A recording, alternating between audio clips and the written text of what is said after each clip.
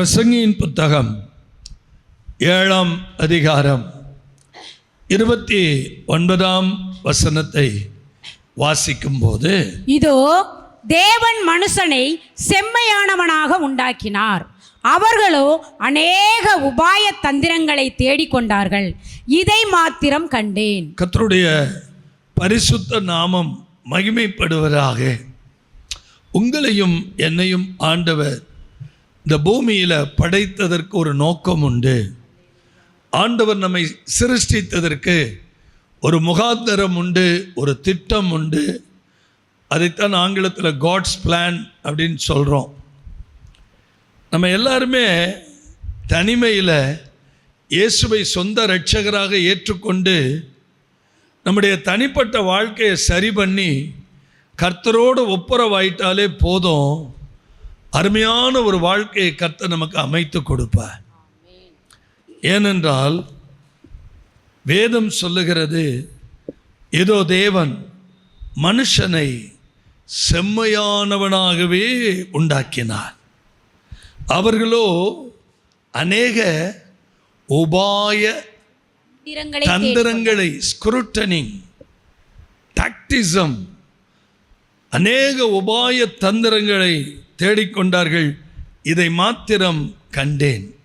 இந்த உபாயம் மனித வாழ்க்கைக்கு அபாயம், இந்த தந்திரம் மனித வாழ்க்கைக்கு மிகப்பெரிய ஆபத்து.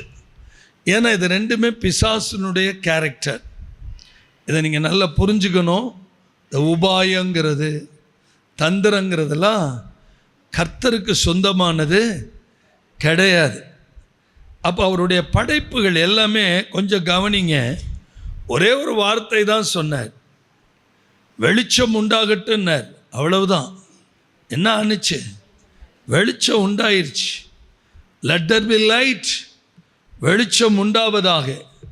உடனே பாருங்க, தாமதமே இல்லாமல் வெளிச்சம். அந்த வெளிச்சத்தையும் இருளையும் ஆண்டவர் வெவ்வேறாக பிரித்து என்ன பண்ணார்? வெளிச்சத்துக்கு பகல் என்றும் இருளுக்கு என்ன பேர் வச்சார்? இரவுன்னு பேர் வச்சார். சரி, இது மாதிரி 6 நாட்களும் தேவன் ஒவ்வொன்றையாக படைச்சார். ஆமென் சொல்லுங்க. முதல் நாள் என்ன படைச்சார்? வெளிச்சத்தை படைச்சார். 2வது நாள் என்ன படைச்சார்? லேண்டு, நிலத்தை படைச்சார். 3வது நாள் என்ன படைச்சார்? பிளான்ட்ஸு, தாவரங்களை படைச்சார். 4வது நாள் என்ன படைச்சார்? சன்னு, 3 ஸ்டாரு. சொல்லுங்க, சன்னு 3 ஸ்டாரு. எத்தனாவது நாள்?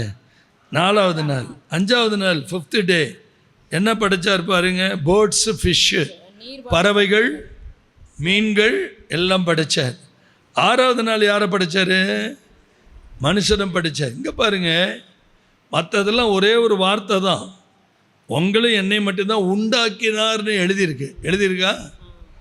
பிரசங்க எப்படி எழுதியிருக்கார் பாருங்க. தேவன் தம்முடைய சாயலாக மனுஷனை சிருஷ்டித்தார். உண்டாக்கினார்னு எல்லாம் ஒண்ணுதான், கிரியேட்டிங். இதை தான் பிரசங்க எப்படி எழுதுறாருன்னா, செம்மையானவனாக உண்டாக்கினார். எப்படி உண்டாக்கினார்? உண்டாக்கினார். நீங்கள் ஆதியாகமம் 2:7 பாருங்க. ஆதியாகமம் 2:7. ஆதியாகமம் 2:7. தேவனாகிய கர்த்தர் மனுஷனை பூமியின் மண்ணினாலே உருவாக்கி, இந்த உருவாக்கி உண்டாக்கி, சொல்லுங்க பார்க்கலாம், இந்த உருவாக்கி உண்டாக்கி எல்லாம் ஒன்று தான். புரியுதா உங்களுக்கு? அப்போ அந்த உருவாக்கி ஜீவ சுவாசத்தை அவன் நாசியிலே ஊதினார். மற்றதெல்லாம் ஒரே ஒரு வார்த்தை. வெளிச்சம், வெளிச்சம் வந்துருச்சு. மீன் வந்துருச்சு. பறவை வந்துருச்சு. ஒரே ஒரு வார்த்தை தான். உங்களை என்ன தான் மண்ணை எடுத்து, மண்ணு கூட கிடையாது, டஸ்ட்டுன்னு இருக்கு ஆங்கிலத்தில், தூசி. நீங்களும் நானும் தூசி. அல்லேலூயா. இந்த தூசியிலிருந்து நம்மை உருவாக்கி நமக்குள்ள என்ன ஊதுனாரா? ஜீவ சுவாசம். ஜீவ சுவாசம். இந்த உடம்பு ஒரு நாளைக்கு எங்கே போகுது? மண்ணுக்குள்ளே தான் போகுது. இந்த சத்தியம் மட்டும் எல்லாருக்கும் புரிஞ்சா போதும். என்ன அழகு சொலகு இருந்தாலும் எல்லாமே எங்கே தான் போகுது? மண்ணுக்குள்ளே தான் போகுது.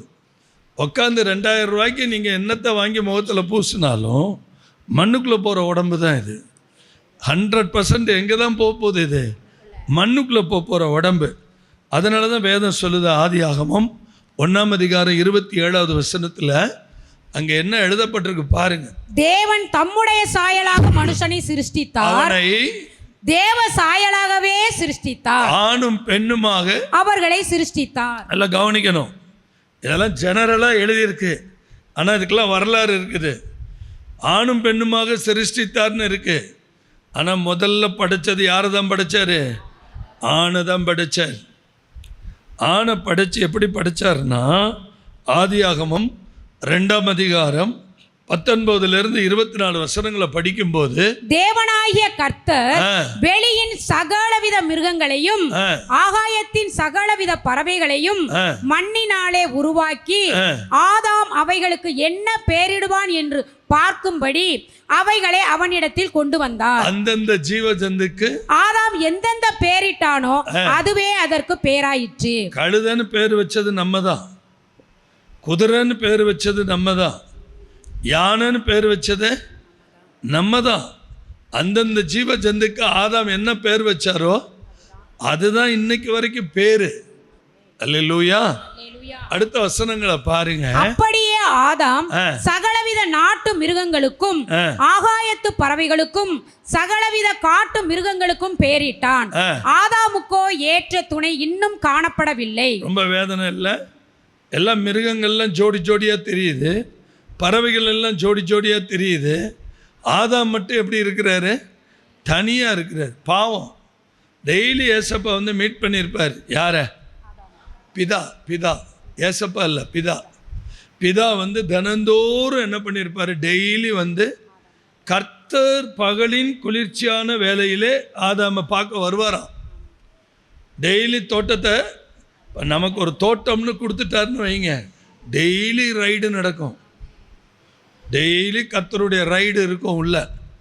அந்த ரைடு விட்டுக்கிட்டே இருப்பார். அந்த பகலின் குளிர்ச்சியான வேலையில் ஆதாமே நீ எங்கே இருக்கிறாய்? ஆதாமை பார்க்குறாரு, பாவமாக இருக்கு. அதனால என்ன பண்ணுறாரு? அந்த வசனம் ரொம்ப அருமையா இருக்கு. பகலில் குளிர்ச்சியான வேளையிலே, இல்ல 21 படிங்க, 2:21. அப்பொழுது தேவனாகிய கர்த்தர் ஆதாமுக்கு அயர்ந்த நித்திரையை வரப்பண்ணினார். நல்லா கவனிக்கணும். ஆப்ரேஷனுக்கு முன்னாடி கொடுக்குற அனஸ்தீசியா இருக்குல்ல, இதை வச்சு கண்டுபிடிச்சது தான். எனக்கு சரியாக அந்த டாக்டர் சயின்டிஸ்ட் பேர் தெரியல, என் டைரியில் எழுதி வச்சிருக்கிறேன். முத அனஸ்தீசியா கொடுத்தது நம்ம கர்த்தராகிய தெய்வம். அயர்ந்த நித்திரை. ஒரு மனுஷனை அயர்ந்த நித்திரை பண்ணி உடம்புல என்ன நடக்குதுன்னே தெரியலன்னா தான் எலும்பை உடைக்க முடியும். கர்த்தர் என்ன பண்ணார்? செஸ்ட்டில் கை வைக்கவே இல்லை. அவர்கிட்ட கத்தியெல்லாம் கிடையாது. பிதாவாகிய தெய்வத்தில் கத்தியெல்லாம் கிடையாது. நல்லா தூங்க வச்சுக்கிட்டு ஆதாம் விழாவில் இருக்கிற எலும்பை ஒன்றும் ஒடிச்சிட்டார். சத்தம் வரல மாட்டிக்கிட்டேன். விழா எலும்பு. அந்த விழா எலும்பு தான் யார் சொல்லுங்கள்? விழா எலும்பு தான் யார்? அதனால தான் நீங்கள் அவ்வளோ ஸ்ட்ராங்காக இருக்கிறீங்க. ஆணை மண்ணில் படைச்சிட்டு ஏவாளை எதில் படைச்சாரு? விழா எலும்பில். என்ன குடும்பப்படுத்துகிறானுங்க ஒவ்வொரு வீட்டில். இல்லை, மனைவியை அடிமை மாதிரி சாகடிக்கிறானுங்க. ஆனால் மனைவிகள் போராடிக்கிட்டு தானே இருக்கிறாங்க. இந்த எலும்பு தான் காரணம். இந்த எலும்பு தான் அவங்கள காப்பாற்றிட்டுருக்கு. கர்த்தருக்கு ஸ்தோத்திரம். அந்த எலும்புகளில் ஒன்றை எடுத்து என்ன அழகாக சொல்கிறார் பாருங்க. எலும்புகளில் ஒன்றை எடுத்து அந்த இடத்தை சதையினால் அடைத்தார். இது கர்த்தரால் மட்டும். இதை மட்டும் நீங்கள் டெய்லி மனசில் வச்சுக்கிட்டு, எந்த டாக்டரும் என்னை தொடக்கூடாது. எதாக இருந்தாலும் நீங்கள் கை வைங்க, உடைக்கிறத உடைங்க, எடுக்கிறத எடுங்க, சதையை வச்சு மூடுறத மூடுங்க. சத்தம் இல்லையே. நீங்கள் ஆப்ரேட் பண்ணுங்க ஆண்டவரை, நீங்கள் தொடுங்க ஆண்டவரை, நீங்கள் செய்யுங்க ஆண்டவரை. அல்லேலூயா. சரி, இப்போ 22, 23, 24 எல்லாத்தையும் படிச்சிருவோம். தேவனாகிய கர்த்தர் தாம் மனுஷனில் எடுத்த விழா எலும்பை மனுஷியாக உருவாக்கி. அது எப்படி ஆச்சரியமா இருக்குல்ல? எலும்புல இருந்து உங்களை நீங்களே வீட்டில் போய் கண்ணாடியில் பாருங்கள். நீங்கள் ஒரு எலும்பி அக்கா, மண்ணாங்கட்டி மாப்பிள்ளை, எலும்பி அக்கா பொண்ணு. ஆமாம், நல்லா கவனிங்க. மண்ணில் உருவாக்கப்பட்டது தான் யார்? ஆதாம். எலும்பில் உருவாக்கப்பட்டது ஏவாள். நல்லா கவனிங்க. மனுஷியாக உருவாக்கி அவளை மனுஷனிடத்தில் கொண்டு வந்தார். அப்பொழுது ஆதாம், இவள் என் எலும்பில் எலும்பும் என் மாம்சத்தில் மாம்சமுமாய் இருக்கிறாள். நான் கேட்கிறேன், எப்படி தெரியும்? உன்னைய தூங்க வச்சு எலும்பு எடுத்தது எப்படி தெரியும்? உன்னைய தூங்க வச்சுட்டார்ல, உன்னை தூங்க வச்சு எலும்பு எடுத்துட்டார்ல. எலும்பு எடுத்ததுக்கு பிற்பாடு இவன் சொல்றான், இவள் என் எலும்பின் எலும்பும் என் மாம்சத்தில் மாம்சமுமாய் இருக்கிறாள். கர்த்தர் சொல்லியிருப்பார். நீ தூங்கி எந்திரிச்சில, தூங்கி திடீர்னு முடிச்சு பார்த்து தேவனேன்னு கதறி இருப்பான். ஒன்றும் இல்லைப்பா, உன்னை பார்க்க பாவமாக இருந்துச்சு, உன் எலும்பை உடைச்சி ஒன்று உருவாக்கியிருக்கேன், பக்கத்தில் தான் இருக்கு பாரு அப்படின்னு. சந்தோஷம் அவனுக்கு. அந்த எலும்பியக்கா தான் பொண்ணு. யாருக்கு? ஆதாமுக்கு, ஏவாள். நல்ல கவனிங்க, என் மாம்சத்தில் மாம்சமுமாய் இருக்கிறாள் இவள் மனுஷனில் எடுக்கப்பட்டபடியினால் மனுஷி எண்ணப்படுவாள் என்றார். பேர் வச்சது அவன் தான். மனுஷன் இதெல்லாம் பேர் வச்சதெல்லாம் யார்? சரி, போகட்டும். இன்னைக்கு செய்தி என்ன? ஆண்டவர் நம்மை செம்மையானவனாக படைத்தார், நல்லவனாக படைத்தார், நன்மை செய்கிறவனாக படைத்தார். இந்த பூமியில் யாருமே கெட்டவங்க கிடையாது. அவருடைய படைப்பால் யாரும் கெட்டவங்க கிடையாது. ஆமென் சொல்லுங்க. பெற்றோர்கள் இந்த விஷயத்தில் எப்படி இருக்கணும்? பெற்றோர்கள் ரொம்ப ஜாக்கிரதையாக இருக்கணும். ஏன்னா இந்த பாவம் எப்படி ஊடுருவதுன்னா, ஆதியாகமம் 3ஆம் அதிகாரம் 8 முதல் 10 வசனங்களை படிச்சீங்கன்னா, பகலில் குளிர்ச்சியான வேளையிலே தோட்டத்தில் உலாவுகிற தேவனாய கர்த்தருடைய சத்தத்தை அவர்கள் கேட்டார்கள். ஒவ்வொரு குடும்பமும் ஏசப்பாவுடைய தோட்டம். ஒவ்வொரு குடும்பமும் ஏசப்பாவுடைய தோட்டம். உங்க வீட்டில் கர்த்தர் உலாவ விரும்புகிறார். எந்தெந்த வீட்டில் துதி இருக்கோ, எந்தெந்த வீட்டில் ஆராதனை இருக்கோ, எந்தெந்த வீட்டில் பைபிள் இருக்கோ, எந்தெந்த வீட்டில் வசனம் இருக்கோ, எந்தெந்த வீட்டில் ஜெபம் இருக்குதோ, அந்தந்த வீட்டுக்கு டெய்லி கர்த்தர் விசிட் பண்ணுறார். பகலின் குளிர்ச்சியான வேளையில் ஆதாமை எங்கப்பா இருக்கிறேன்னா, இங்கே தான்ப்பா நாங்கள் 2 பேரும் உட்காந்து பேசிகிட்டு இருக்கோம். அப்படியா, சாப்பிட்டீங்களா, என்ன பண்ணீங்க? ரொம்ப நேரம் பேசிட்டு போவார் போல் நம்ம தகப்பன். என்ன ஒரு அருமையான உறவு. இந்த உறவுக்கு பேர் தாங்க ஜெபம். வேற ஒன்றுமே நீங்கள் ஜெபம்னா அழட்டிக்காதீங்க. இந்த உறவு நீங்கள் அவரை விட்டு பின்வாங்கி கிடக்கிறீங்கிறதுக்கு என்ன காரணம்னா, நீங்கள் பின்வாங்கி இருக்கிறது உங்களுக்கே நல்லாவே தெரியும். எப்படி தெரியும்னு கேட்டாக்க, ஆரம்ப நாட்களில் இருக்கிற பைபிள் ஜெப வாழ்க்கை இல்லை அப்படின்னாவே உறவில் விரிசல் வந்துருச்சுன்னு அர்த்தம். உறவில் என்ன வந்துருச்சு?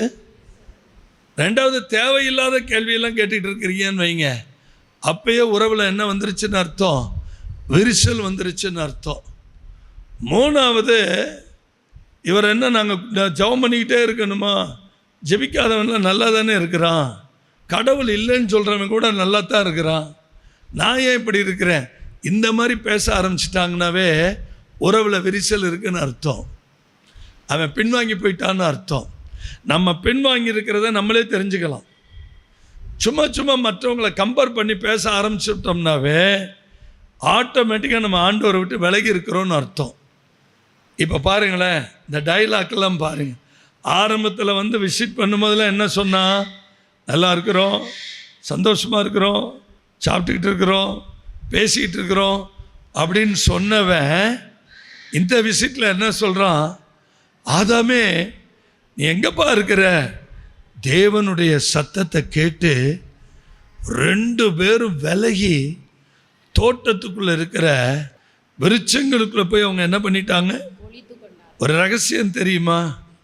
நீங்கள் பாவம் செய்கிறவங்கள பாருங்களேன், ஒளிஞ்சு போவாங்க. நல்ல ஆண்டவரை நேசிக்கிறவங்க நேராக பார்த்து பிரைஸ் லார்ட் அப்படின்பாங்க. இந்த பாவம் செய்கிற ஆட்களை பாருங்க, சத்தமே வர மாட்டேங்குது. அல்லேலூயா. ஆமாம், இந்த பாவம் செய்கிற ஆட்களை பார்த்தீங்கன்னா அப்படியே ஒளிஞ்சு போவாங்க. ஏன்னா அவங்களுக்குள்ள ஒரு கில்ட்டி கான்சியஸ், ஒரு மோசமான நினைவுகள் இருக்கும். அது மட்டும் இல்லை, பாவம் செய்கிறவங்களுக்குள்ள குற்ற உணர்வு இருந்துக்கிட்டே இருக்கும். ஆதாமே அப்படின்னு வந்தார் ஆசையா. அவன் என்ன தெரியுமா சொல்கிறான்? நான் நிர்வாணியா இருக்கிறேன். ஆமென். நான் நிர்வாணியா இருக்கிறதுனால பயந்து ஒளிந்து கொண்டேன் உங்க என்றார். சத்தத்தை கேட்ட உடனே இப்ப என்ன பண்ணிட்டேன்? பாவம் ஒளிந்து கொள்ள வைக்கும், பாவம் மறைந்து கொள்ள வைக்கும், பாவம் என்ன பண்ண வைக்கும்? நிர்வாணி ஆக்கிறோம். பாவம் என்ன ஆக்கிறோம்? சத்தமே இல்லை. நிர்வாணினா என்ன? ஒண்ணுமில்லாம பண்ணிரும், ஒண்ணுமில்லாம பண்ணிரும். குடும்பமே கெட்டு போயிருங்க. குடும்பத்தில் படு நஷ்டம் வரும். நீங்கள் நினைக்கிறீங்க சுகரை என்ன சொல்கிறாங்க? இங்கே இருக்கிற நர்சஸ்லாம் உட்காந்துருக்காங்க. சுகர் டாக்டர் என்ன சொல்கிறாங்க? சைலண்ட் கில்லர் சொல்கிறாங்களா? சைலண்ட் கில்லர்னு சொல்கிறாங்களா? நான் நல்லா தான் இருக்கேன், நல்லா தான் இருக்கேன்னு லட்டும் பூந்தியும் கேசரியும் சாப்பிட்டுக்கிட்டே இருந்தா நீ நல்லா தான் இருக்கேன், நல்லா தான் இருக்கிறேன்னு அது டெய்லி அப்படியே கவுண்டு ஏறிக்கிட்டே வந்து பொட்டுன்னு அடிச்சிடும். அப்படியே அப்போ என்ன ஆகும்? கிட்னி ஸ்பாயில் ஆகும், சிறுநீரகம் ஸ்பாயில் ஆகும். கிட்னி தானே சிறுநீரகத்துக்கு எல்லாம் ஃபில்டர் பண்ணி அந்த ரத்தத்தை சுத்திகரித்து அனுப்புது. என்ன நடக்கும்? சைலண்ட் கில்லர்னு சொல்கிறாங்க இல்லையா? ப்ரெஷர் வந்தால் என்ன சொல்கிறாங்க? யோ சைலண்ட் அட்டாக் ஆக போகுதுங்கிறாங்க.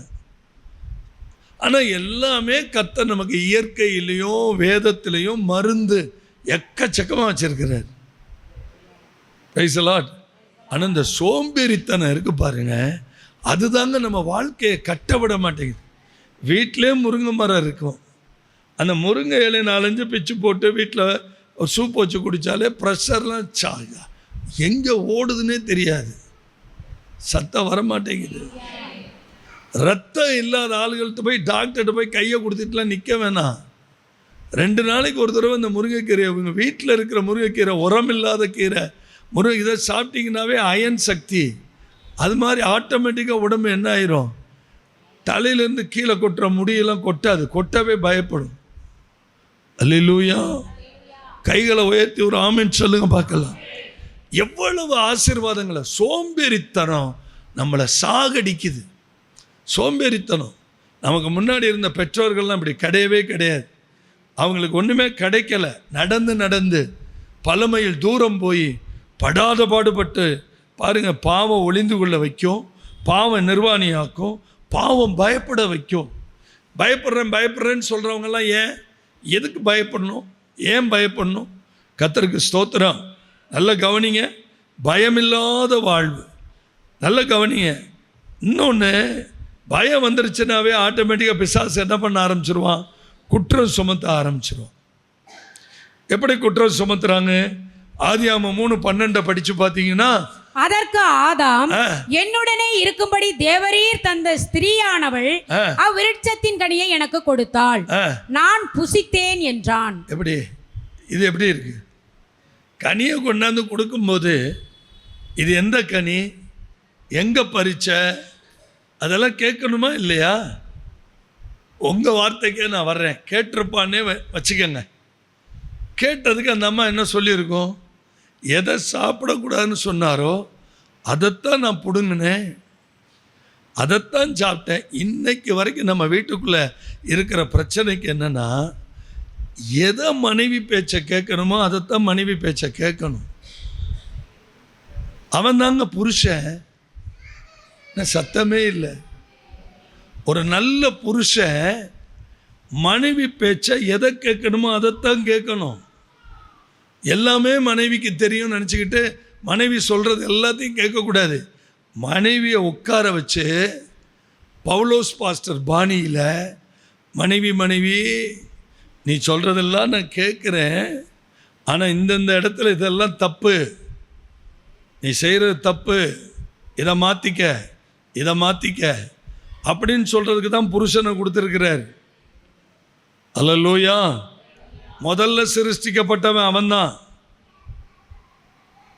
அங்கே ஏவாள் உள்ள வர்றதுக்கு முன்னாடி தோட்டத்தில் இருக்கிற பழங்களை எல்லாம் டெய்லி சாப்பிட்டு விலக்கப்பட்ட விருட்சத்தையும் பார்த்தவன் யார் தான்? ஆதாம் தான். அவனுக்கு நல்லா தெரியும், ஏற்கனவே ஃபுல் ரவுண்டில் இருக்கிறவன் தான்.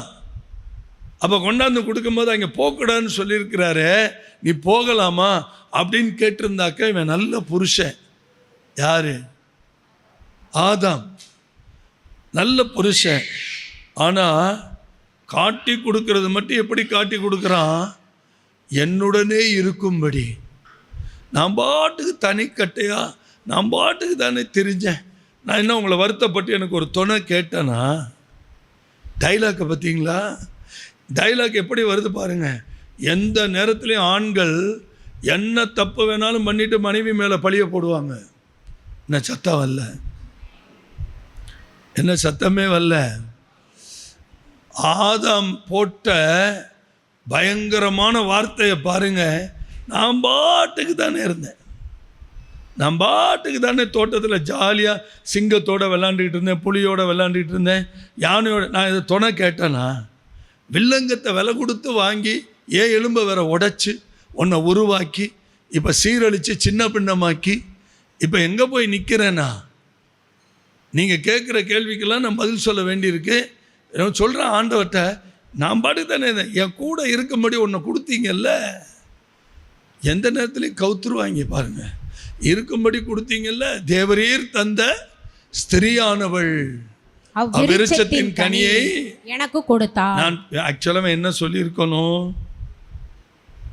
எங்கள் வீட்டுக்காரம்மா கொண்டாந்து கொடுக்கும்போது ரொம்ப கட்டாயப்படுத்தி டார்லிங் சாப்பிடுங்கன்னு ஒன்று அப்படியே சாப்பிட்டுட்டேன். அதுதான் அப்படிதான் சொல்லியிருக்கணும். உண்மை அதுதான். ஆனால் இதை ரொம்ப விவரமாக கர்த்தருக்கே நீங்கள் எனக்கு கொடுத்தீங்களா ஒரு ஆள் வில்லங்கத்தை விலை கொடுத்து வாங்கிங்க விருட்சத்தின் கனியை நான் என்ன பண்ணிக்கிட்டு உட்காந்துருக்கிறேன், புசிச்சுக்கிட்டு இப்போ பிரச்சனையில் இருக்கிறேன். என்றைக்குமே புருஷர்கள் மனைவியை காட்டி கொடுக்கக்கூடாது, மனைவி புருஷர்களை காட்டி கொடுக்கக்கூடாது. இது புதிய உடன்படிக்கையின் பிரமாணம். புரிஞ்சிச்சுன்னா ஒரு ஆமேன். இன்னொன்று சொல்லவா? குடும்பத்தில் பிரச்சனை வர்றதுக்கு காரணம் என்ன தெரியுமா? எந்த சூழ்நிலையிலையும் உங்கள் மனைவியை விட்டு கொடுக்கக்கூடாது.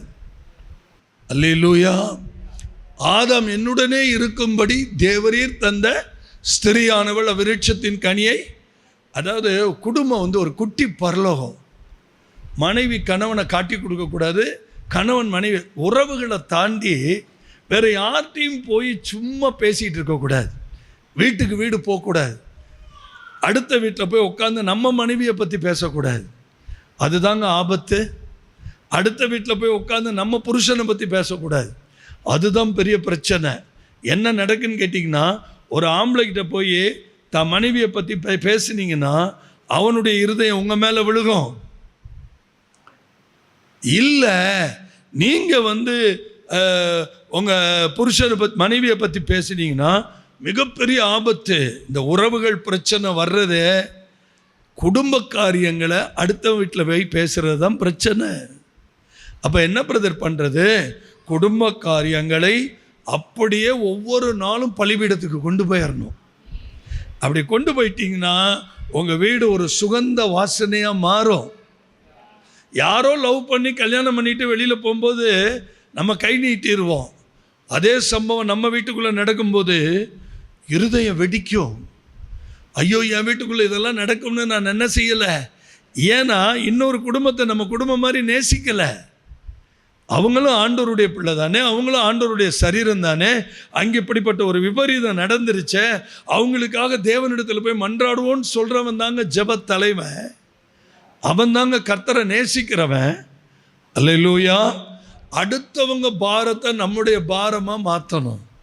அடுத்தவங்க வேதனையை நம்ம வேதனையாக மாற்றணும். இதனால தான் பாருங்கள், பயம் வருது, ஒளிஞ்சிக்கிறாங்க, வேதனை வருது.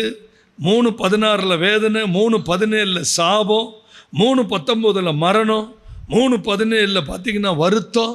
இங்கே பாருங்கள், இதெல்லாம் ஸ்டெப்பாக வருது. பயம், ஒளிஞ்சிக்கிறது, வருத்தம், சாபம், மரணம், இது எல்லாமே எப்படி வருது பாருங்க.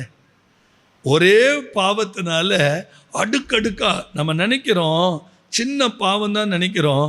தயவு செய்து கண்ணீரோடு இந்த குடும்ப ஆசீர்வாதத்தில் சொல்கிறேன், ஒருவேளை மறைமுகமாக தெரியாமல் அந்தரங்கமாக எந்த ஒரு சின்ன ஈயாவது தலையில் உட்கார்ந்தா அடித்து வரட்டுங்க.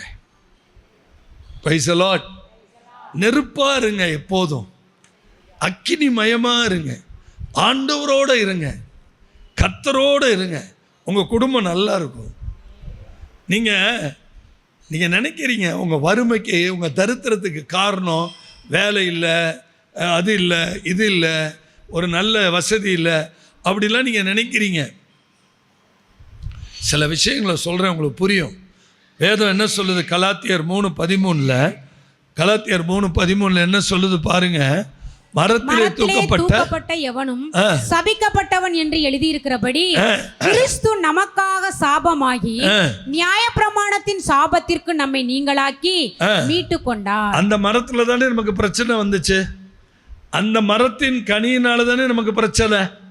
அதே மரத்துல தான் ஆண்டவர் சிலுவையில் என்ன பண்ணார்? நம்முடைய சாபத்தை ஏற்றுக்கொண்டு நமக்காக சாபம். தயவு செய்து கவனிங்க, உங்க சாபத்தை அவர் மேல போட்டுக்கிட்டார். இனி நீங்க சாபத்தோட வாழ வேண்டிய அவசியமே இல்லை. 2 கொரிந்தியர் 5:31 பாருங்க. 2 கொரிந்தியர் 5:31 பவுல் எழுதுறாரு. 2 கொரிந்தியர் 5:31 நாம் அவருக்குள் தேவனுடைய நீதியாகும்படிக்கு பாவம் அறியாத அவரை நமக்காக பாவமாக்கினார். இப்ப பாவம் பூரா யார் மேல போயிருச்சு? சாபம் பூரா யார் மேல போயிருச்சு? இப்ப ஆதி பெற்றோர்கள் செய்த பாவம், ஆதி பெற்றோர்கள் மேல இருந்த சாபம் எல்லாம் எங்க போகுது? சிலுவைக்கு நேரா. ஏன்னா ரோமர் 14:15 சொல்லுது. ரோமர் 14:15 போஜனத்திலே உன் சகோதரனுக்கு விசனம் உண்டாக்கினால் நீ அன்பாய் நடக்கிறவன் அல்ல. இங்க பாருங்க, போஜனத்துல சகோதரனுக்கு என்னத்தை உண்டாக்கினால்? விசனம் உண்டாக்கினார். 2 பேர் உட்கார்ந்து ஒரு ஹோட்டலுக்கு போறோம். இவன் நான்வெஜ்ஜே சாப்பிட மாட்டான். யாரு? உங்க சகோதரன் நான்வெஜ்ஜே சாப்பிட மாட்டான்.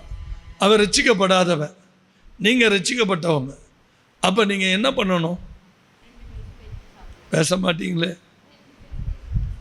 அவனுக்காக நீங்க இறங்கி போய் என்ன பண்ணணும்? வெஜ்ஜில் உட்காந்துடணும். அவனுக்கு விசனத்தை ஏற்படுத்தாம வசனத்தை கொடுக்குறீங்க. பக்கத்துல சொல்லுங்க, அவனுக்கு விசனத்தை ஏற்படுத்தாம அவன் சொல்லுவான், நண்பா, நீ நான்வெஜ் சாப்பிட்றவன் என் கூட உட்காந்துக்கிட்டு எதுக்குடா அந்த மரக்கறிக்காய் இல்லை, ஏசப்பா ரொம்ப அன்பானவர், உன்னை நேசிக்கிறார், அதனால நீ சாப்பிட்றது நான் சாப்பிட்றேன்னு சொன்னா அவன் கண்ணில் கண்ணீர் ஊத்திரும், தொடப்பட்டுருவான். சின்ன சின்ன தியாகங்கள், சின்ன சின்ன வசனங்கள் பெரிய அசைவை உண்டு பண்ணும். அல்லேலூயா, ஆமென். போஜனத்தினாலே உன் சகோதரனுக்கு விசனம் உண்டாக்கினால் நீ அன்பாய் நடக்கிறவன் அல்ல. என்ன அருமையான வார்த்தை. அடுத்த வரி பாருங்க, அவனை உன் போஜனத்தினாலே கெடுக்காதே. அவனுக்கு தெரியாமையே நீ மட்டன் உருண்டை, கோலா உருண்டைய ஆர்டர் பண்ணி, நண்பா இதை சாப்பிடு, வெஜிடபிள் உருண்டைன்னு சொல்லி ஏமாத்தி எத்தனை பேரை சாகடிச்சிருக்கிறோம். அவன் தின்னு முடிச்ச உடனே நீ தின்னது மரக்கறிக்கா இல்லை ஆட்டுக்கறின்னு சொன்ன உடனே 2 நாள் வாந்தி எடுத்துக்கிட்டு இருப்பான். உன் போஜனத்தினாலே அவனை என்ன பண்ணாத? கெடுக்காதே. கிறிஸ்து அவனுக்காக மரித்தாரே. ஆண்டவர் இப்படிலாம் செய்ய மாட்டார். சின்ன சின்ன விஷயங்கள். அல்லேலூயா. இன்னும் கவனிங்க, உங்களை பாவத்தை தூக்கிக்கிட்டாரு, சாபத்தை தூக்கிக்கிட்டாரு, மரணத்தை தூக்கிக்கிட்டாரு. உங்களுக்கு நித்திய ஜீவனை கொடுக்கறதுக்கு உத்தரவாதம். என்ன உத்தரவாதம்? ரோமர், மன்னிச்சிருங்க, யோவான் 3:16. யோவான் 3:16. தேவன் தம்முடைய ஒரே பேரான குமாரனை விசுவாசிக்கிறவன் எவனோ அவன் கெட்டு போகாமல் நித்திய ஜீவனை அடையும்படிக்கு ஒன்னு ஜீவனை கொடுத்துறார். இது 4வது காரியம். அடுத்தது 5வது பாருங்க, அவரையே தந்தருளி இவ்வளவாய் உலகத்தில் அன்பு கூர்ந்தார். ரோமர் 5:17 படிக்கிறோம், இயேசு கிறிஸ்து என்னும் ஒருவராலே. ரோமர் 5:17 பாருங்க. அல்லாமலும் ஒருவனுடைய மீறுதலினாலே அந்த ஒருவன் மூலமாய் மரணம் ஆண்டு கொண்டிருக்க கிருபையின் பரிபூரணத்தையும் நீதியாகிய ஈவின் பரிபூரணத்தையும் பெறுகிறவர்கள் இயேசு கிறிஸ்து என்னும் ஒருவராலே ஜீவனை அடைந்து. எல்லாரும் கவனிங்க, இயேசு கிறிஸ்து என்னும் ஒருவராலே. தயவு செய்து இந்த வார்த்தையை நல்ல ஸ்ட்ராங்கா வச்சுக்கோங்க. வேற எவராலையும் அல்ல, அவர் ஒருவராலே. பக்கத்துல சொல்லுங்க, வேற எவராலையும் அல்ல, அவர் ஒருவரால தான் சாபம் போகும், அவர் ஒருவரால தான் பாவம் போகும், அவர் ஒருவரால தான் ஜீவன் வரும், அவர் ஒருவரால் தான் நித்திய ஜீவன் கிடைக்கும்.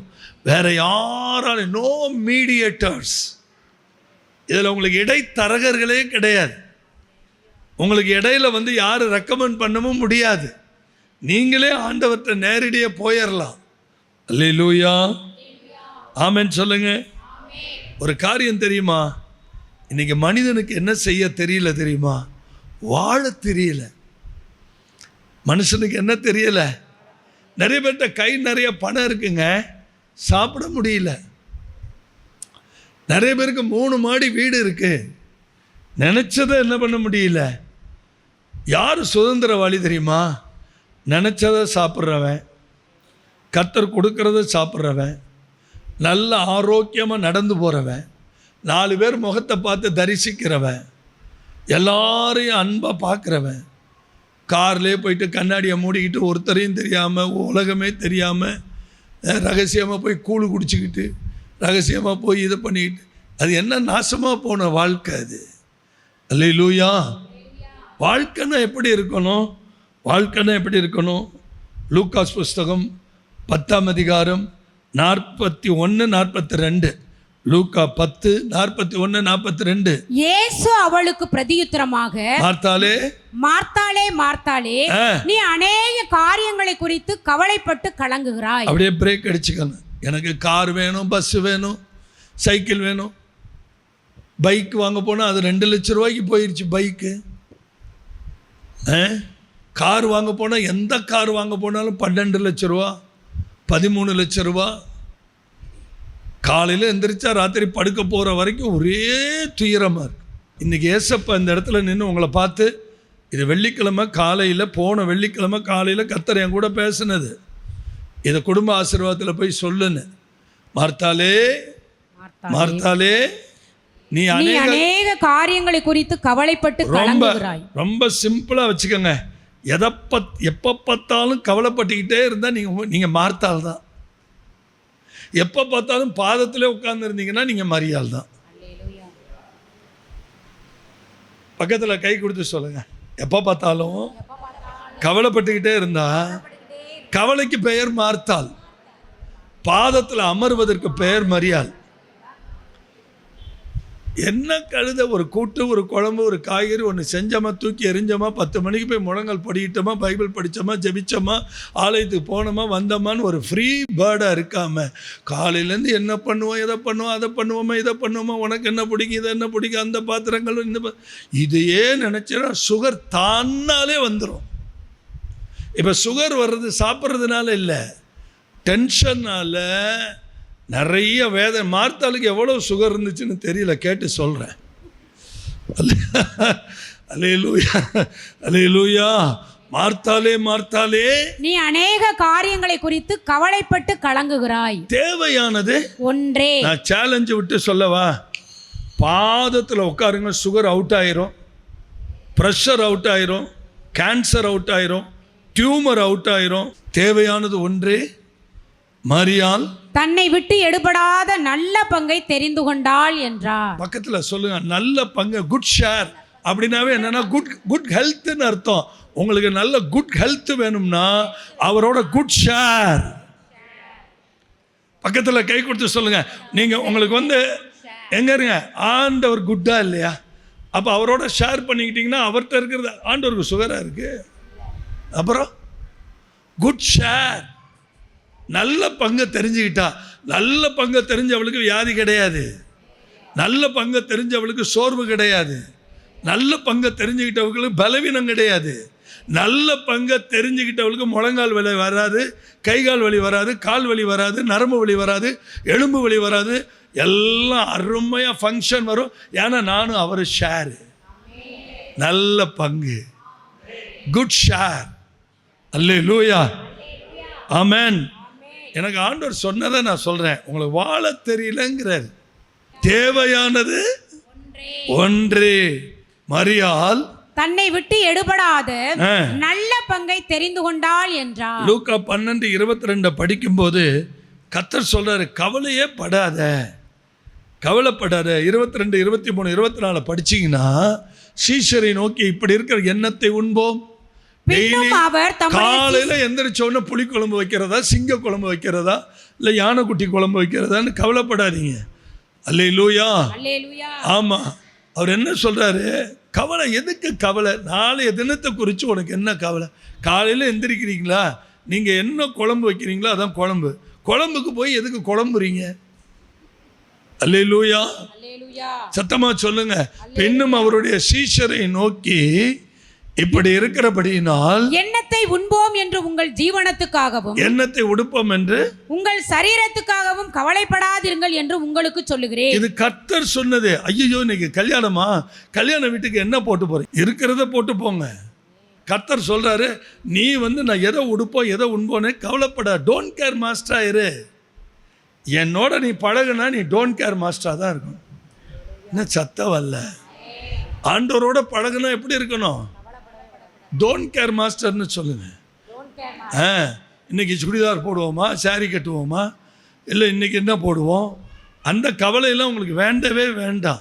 எதை உண்போம் எதை உடுப்போம், இருக்கிறத கழுத உடுத்திட்டு போங்க. நாங்கள்லாம் என்னைக்காவது எந்த பேண்ட்டை போடுவோம் சட்டையை போடுவோம்னு கவலைப்பட்டதே கிடையாது. அதான் நாங்கள் ரொம்ப ஜாலியாக இருக்கோம் பாருங்க. எதையாவது ஒன்று தூக்கி மாட்டிட்டு போவோம். யார் சிரித்தாலும் கவலைப்பட மாட்டோம். யார் பரியாசம் பண்ணாலும், யாராவது சிரித்தா நாங்களும் சிரிப்போம். அவனே கிறுக்கன் ஆயிடுவான். அல்லேலூயா. தம்முடைய சீஷரை நோக்கி, இப்படி இருக்கிறபடியினால் உண்போம் என்று உங்கள் ஜீவனுக்காகவும் எண்ணத்தை உடுப்போம் என்று உங்கள் சரீரத்துக்காகவும் கவலைப்படாதீர்கள் என்று உங்களுக்கு சொல்லுகிறேன். பார்த்தீங்களா? இவ்வளவையும் சொல்லிட்டு இன்னொன்னு சொல்றாரு. இயேசு கிறிஸ்து சொன்ன எதையுமே நம்ம கண்டுக்கிறது இல்லை. அதுதான் நமக்கு பிரச்சனை. அடுத்தது கவனிங்க. ஆகாரத்தை பார்க்கலாம் ஜீவனும். அப்ப என்ன அர்த்தம்? இன்னைக்கு ராத்திரி போய் நண்டு குழம்பு திங்குமான்னு நினைக்க கூடாது. ஆகாரத்தை பார்க்கல எது முக்கியம்? ஜீவன். ஜீவன் உயிரை கொடுத்திருக்கிறாரே. கர்த்தருக்கு ஸ்தோத்திரம். ஆகாரத்தை பார்க்கிலும் ஜீவனும் உடையை பார்க்கிலும் சரீரமும் விசேஷித்தவைகளாய் இருக்கிறது. ஏங்க பக்கத்துல சொல்லுங்க, நீங்களே விசேஷம். ஆங்கிலத்தில் ரொம்ப அழகா எழுதியிருக்கு, யுவர் ஸ்பெஷல். கர்த்தருடைய பார்வையில் நீங்கள்லாம் எப்படி இருக்கிறீங்க? ஐயோ, அங்கே என்ன சொல்றாருன்னா, நீங்க எவ்வளவு விசேஷித்தவர்களாக இருக்கீங்க. காக்கையை பாருங்க, 24 சொல்றாரு, காகங்களை கவனித்து பாருங்கள். தயவு செய்து நாளைக்கு வேலையா வீட்டை விட்டு வெளியே வந்து காகங்களை பாருங்க. காகங்களை கவனித்து பாருங்கள். அவைகள் விதைக்கிறதும் இல்லை, அறுக்கிறதும் இல்லை, அவைகளுக்கு பண்டக சாலையும் இல்லை, களஞ்சியமும் இல்லை, இல்லாவிட்டாலும் அவைகளையும் தேவன் பிழைப்பூட்டுகிறார். எதுக்கு இந்த வார்த்தையை நமக்கு சொல்லணும்? எதுக்காக இந்த வார்த்தையை நமக்கு சொல்லணும்? எதற்காக இந்த வார்த்தையை நமக்கு சொல்லணும்?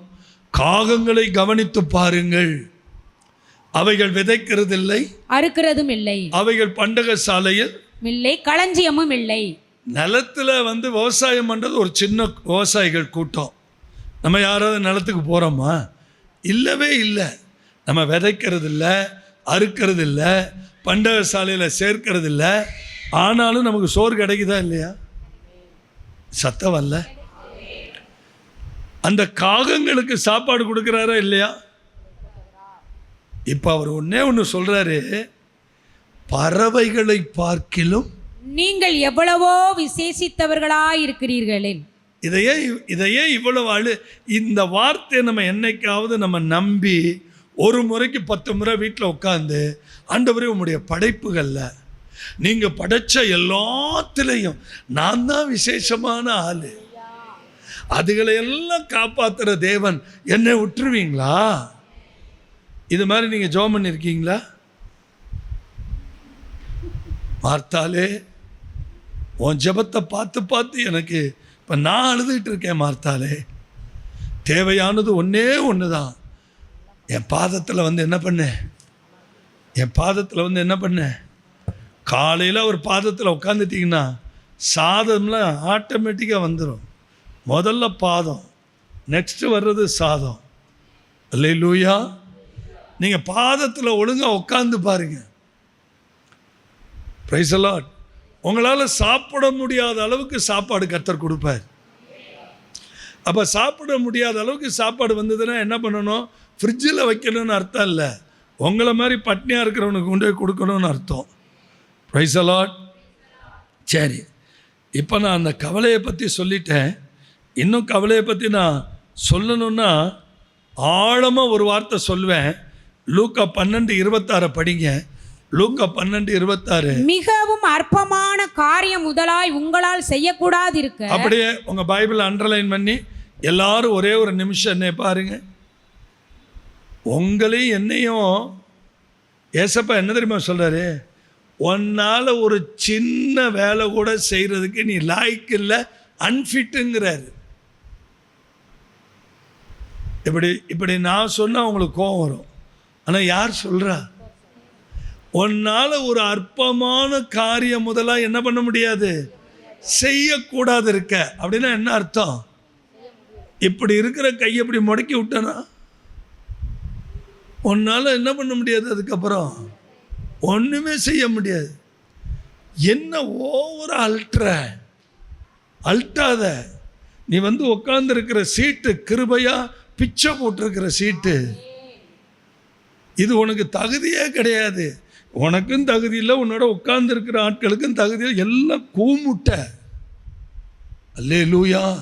மிகவும் அற்பமான காரியம் முதலாய் நீ செய்யக்கூடாது இருக்க மற்றவைகளுக்காக நீங்கள் கவலைப்படுகிறது என்ன? பக்கத்துல சொல்லுங்க. கவலைப்பட்டு ஏதாவது நடந்திருக்கா? மிகவும் அற்பமான காரியம் முதலாய் உங்களால் செய்யக்கூடாது இருக்க. தயவு செய்து எந்த சீட்ல உட்கார்ந்தாலும் I am nothing Lord, I am unworthy person. ஆண்டவரே, எனக்கு எந்த தகுதியுமே இல்லை. ஆண்டவரே, நான் எதையும் மேன்மைப்படுத்துவதற்கு எனக்கு ஒன்றுமே கிடையாது. என் டிகிரி எல்லாம் குப்பை. ஆமென் சொல்லுங்க. என் டிகிரிலாம் இப்போ அடிக்கிற டிகிரியில் ஒன்றுமே இல்லை. ஆண்டவரே, அவ்வளவு குப்பை, அவ்வளவு குப்பை. I am nothing Lord, I am unworthy person. Please guide me and lead me. ஆண்டவர்கிட்ட கதறணும். ஆண்டவரே, என்னை வழி நடத்துங்க. ஆண்டவரே, என்னை காப்பாற்றுங்க. என்னை சேவ் பண்ணுங்க, என்னை ப்ரொடெக்ட் பண்ணுங்க. என்னால் எதையுமே செய்ய முடியல. அல்லேலூயா.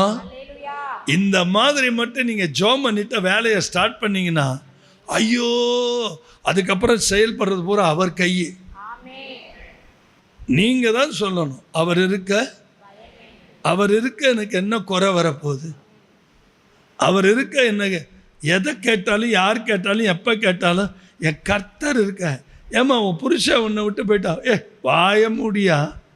நான் சேவிக்கிறவரும், நான் ஆராதிக்கிறவரும், என்னை சிருஷ்டித்தவரும், நான் நம்பி இருக்கிறவரும், அவர் என்னை என் பிள்ளைங்களையும் காப்பாற்றுவாரியா? இந்த அறிக்கை இருக்குல்ல, இது பரலோகம் தாங்கிக்காது. இந்த அறிக்கையை அப்படியே மிகாவேல் தூக்கிட்டு போவான்.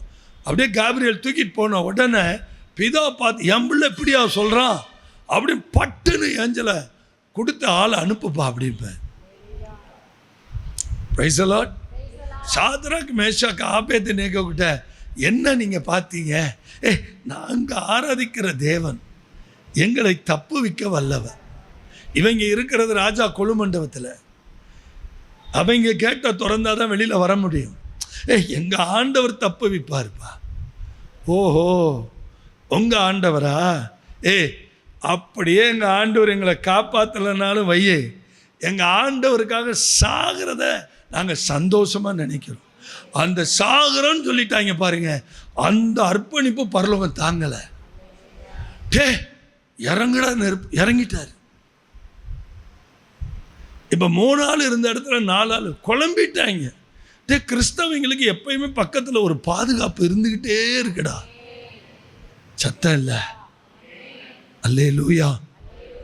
கிறிஸ்தவர்களுக்கு, ஆவிக்குரியவர்களுக்கு, ரட்சிக்கப்பட்டவர்களுக்கு, ஆண்டவரை நேசிக்கிறவர்களுக்கு, ஞானஸ்தானம் எடுத்தவர்களுக்கு, மறுரூபமானவர்களுக்கு, வசனத்தை வாசிக்கிறவர்களுக்கு, ஜெபிக்கிறவர்களுக்கு, குடும்பத்தில் கர்த்தரை ஆராதிக்கிறவர்களுக்கு கர்த்தர் எப்போதும் பக்கபலமாக இருப்பார்.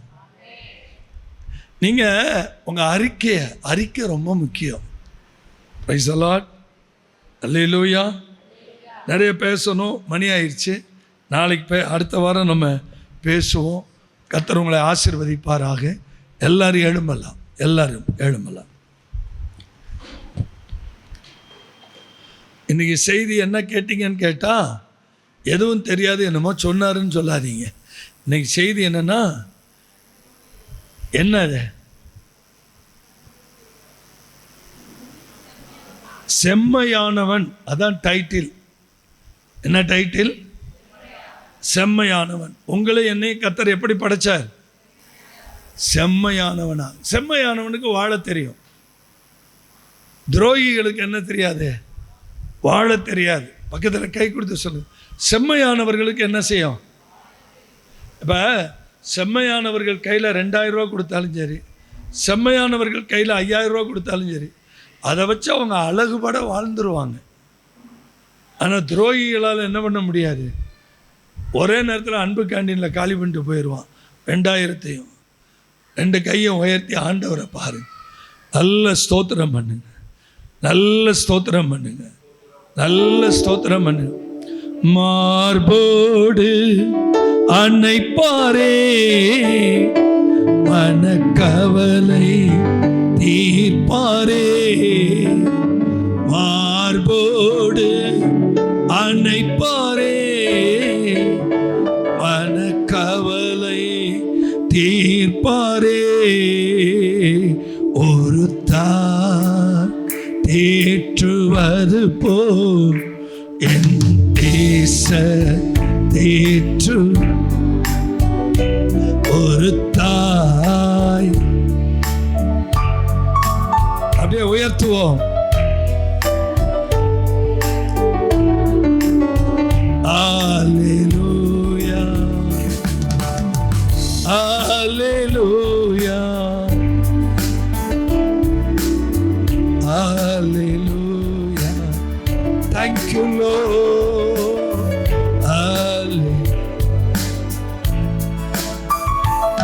எனக்காக மரித்தாரே, என் பாவம் சுமந்தாரே.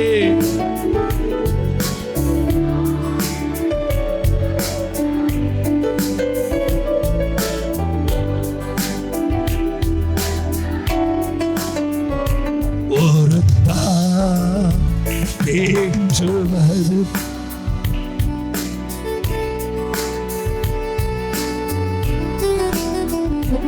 ஒரு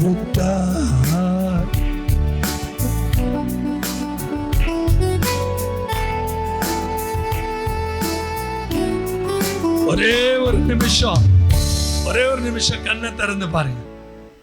செம்மையானவன் வாழ தெரிந்தவன், செம்மையானவன் ஜெபிக்க தெரிந்தவன், செம்மையானவன் தேவனோடு பழக தெரிந்தவன், செம்மையானவன் குடும்பத்தை நடத்த தெரிந்தவன், செம்மையானவன் உண்மையானவன், செம்மையானவன் தேவனோடு நெருங்கி அவர் சத்தத்தை கேட்கிறவன், செம்மையானவன் தேவைகள் சந்திக்கப்படும், செம்மையானவன் அவர் பாதத்திலே அமர்ந்திருப்பான். ஆனால் மார்த்தாலோ காலையில் ஆரம்பிக்கிற புலம்பல், இந்த சட்டியை அங்கே தூக்கி போடுறது, அந்த சட்டியை இங்கே தூக்கி போடுறது, இந்த கேஸ் இல்லை, அது இல்லை, இது இல்லை, விறகு இல்லை, அடுப்பு இல்லை, சோறு இல்லை, அது இல்லை. இந்த புலம்பலை ஆனந்த களிப்பாக மாற்றுறது தான் இந்த குடும்ப ஆசீர்வாதம். பக்கத்தில் சொல்லுங்க, அந்த புலம்பலை பக்கத்தில் சொல்லுங்க. நீங்கள் புலம்புனா மார்த்தால், பாதத்தில் அமர்ந்தால் மரியாள். சொல்லுங்க, நீங்கள் புலம்புனா யாரு? அப்போ என் வாழ்க்கையில் நான் புலம்பாமல் இருக்கணும்னா பாதத்தில் போய் அமரணும். நான் சொல்கிறது விளையாட்டாக நினைக்காதீங்க. காலையில் ஜெபம் பண்ணி வெளியில் வந்துட்டிங்கன்னா மனைவியை பார்க்கும்போது சந்தோஷமாக இருக்கும், பிள்ளைகளை பார்க்கும்போது சந்தோஷமாக இருக்கும், யாரை பார்த்தாலும் சந்தோஷமாக இருக்கும். வெளியில் நீங்கள் ரோட்டில் நடந்து வரும்போது தெரிஞ்சவன் தெரியாதவன் அத்தனை பேரும் சொல்லிட்டு வைப்பான்.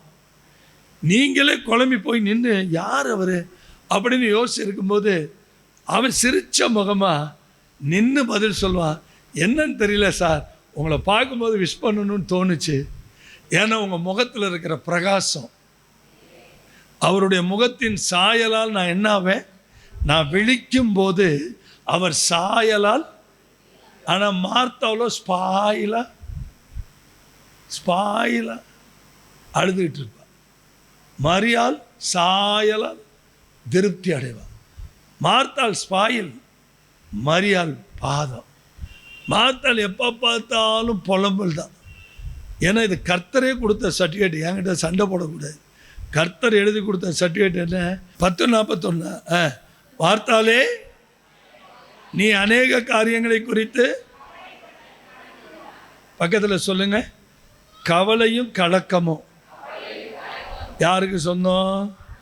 இந்தா தூக்கிட்டு போ மார்த்தா. மார்த்தா, நீ எப்போ பார்த்தாலும் கவலைப்பட்டுக்கிட்டே இரு, கலங்கிக்கிட்டே இரு. மார்த்தாளை தூக்கிவிட்டு, இனி நான் மார்த்தாள் அல்ல, மரியாள். இனி பாதத்தில் உட்காரும்போது எனக்கு சாதம். பக்கத்தில் சொல்லுங்க, இனிமே எனக்கு அவர் பாதம். சொல்லுங்கம்மா, இன்னைக்கு மீனா யாரோ மீன் சொல்லுவேன். அவர் பாதம், சத்தமா சொல்லுங்க. இன்னைக்கு அவர் பாதத்தில் உட்கார்ந்துருந்த வீட்டுக்கு போகும்போது வரும் பாருங்க பலாப்பழம். நீங்கள் கேட்காமையே வரும். அதுதான் தினம் வருதே பிரதர். உங்கள் வீட்டுக்கு வரும் பாருங்க மாம்பழம். ஏன்னா அப்படி காய்ப்பு இந்த வருஷம். ஆமென். மார்த்தாளே, மார்த்தாளே, நீ அநேக காரியங்களை குறித்து தேவையானது. இது ஸ்ட்ராங், ஆங்கிலத்தில் ரொம்ப சூப்பராக இருக்கும். Only one thing is needed. ஒரே ஒரு காரியம் தாங்க தேவ பிள்ளைகளுக்கு தேவை, அவர் பாதம் தாங்க. பிரச்சனையா? பாதம். ஃபீஸ் கட்டணுமா? பாதம். சோறு இல்லையா? பாதம். அரிசி இல்லையா? பாதம். வயிற்று வலிக்குதா? பாதம். இந்த பாதம் பாதம் பாதம் பாதம்னு கடந்தா ஒரு கட்டத்தில் அவர் என்ன பண்ணுவார்? எப்போ பார்த்து, ஏன்னா அவர் டெய்லி நம்மளை சந்திக்கிறவர், ரொம்ப சிந்திப்பார் நம்மளை பற்றி. பக்கத்தில் சொல்லுங்க, டெய்லி நம்மளை சந்திக்கிறவர். தேவையானது ஒன்றே ஒன்று தான். எது? அவர் இங்கே பாருங்க, வாயில் வார்த்தையே வரலையா, ஒரு சேரை போட்டு தனியாக போய் உட்காந்துருங்க, வந்துடுவார். தோல் மேலே கை போடுவார். நீங்கள் யாருன்னு திரும்பி பார்ப்பீங்க, யாருமே இருக்க மாட்டாங்க. புரிஞ்சுக்கலாம், டாடி வந்துட்டார்னு. அல்லேலூயா.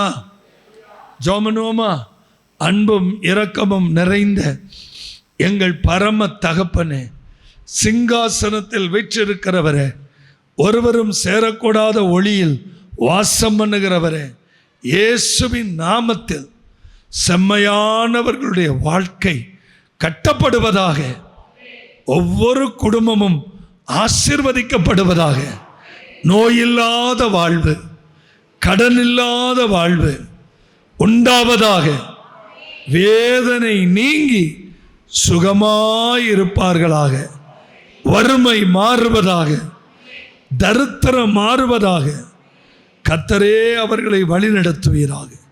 இயேசுவின் நாமத்தில் பிதாவே. என் ஆத்துமாவே, என் முழு உள்ளமே, என் ஆத்துமாவே, அவர் செய்த சகல உபகாரங்களை, பிதாவாகிய தேவனுடைய அன்பும் கர்த்தராகிய இயேசு கிறிஸ்துவினுடைய கிருபையும் பரிசுத்த ஆவியானவருடைய அன்னுடைய ஐக்கியமும் நம் அனைவரோடும் கூட இருப்பதாக. பள்ளிக்கூடம் போகிற தேவ பிள்ளைகளுக்கு, கல்லூரி போகிற பிள்ளைகளுக்கு அன்பின் வாழ்த்துக்கள்.